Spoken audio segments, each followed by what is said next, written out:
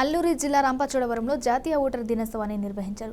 ఈ కార్యక్రమంలో కలెక్టర్ కల్వశ్రీ విద్యార్థులతో కలిసి ర్యాలీ నిర్వహించి అంబేద్కర్ సెంటర్ వద్ద మానవహారంగా ఏర్పడి ప్రజాస్వామ్యాన్ని కాపాడతామని ప్రతిజ్ఞ చేశారు.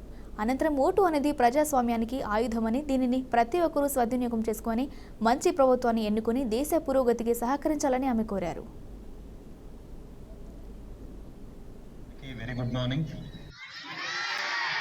ఇంకొంచెం గట్టిగా చెప్పండి. Good morning. Okay, good. మామూలుగా మనకి ఓటు 5 yearsకి ఒకసారి వస్తుంది. ఓటు ఖచ్చితంగా వేయాలని మనం ఇట్లాంటి క్యాంపెయిన్స్ అని చేస్తుంటాం. కానీ మనం ఒక విషయం గుర్తుపెట్టుకోవాల్సింది ఏంటంటే, మనం 5 సంవత్సరాలు ఈ సమస్య ఉంది, ఆ సమస్య ఉందని చెప్తాం.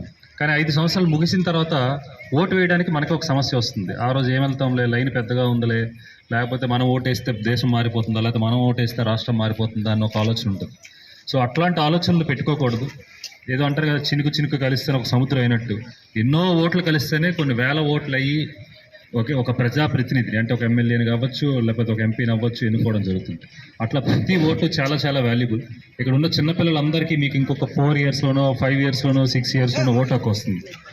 మీ అందరికీ నేను చెప్పాల్సిన విషయం ఏంటంటే, మీరు మీ లైఫ్లో ఇప్పుడు మీరు ఇంత కష్టపడి అక్కడి నుంచి స్లోగన్స్ అన్ని చెప్పుకుంటూ వచ్చారు చిన్నపిల్లలు. ఇప్పుడు ఇక్కడ ఎండ్లో నిల్చుంటారు.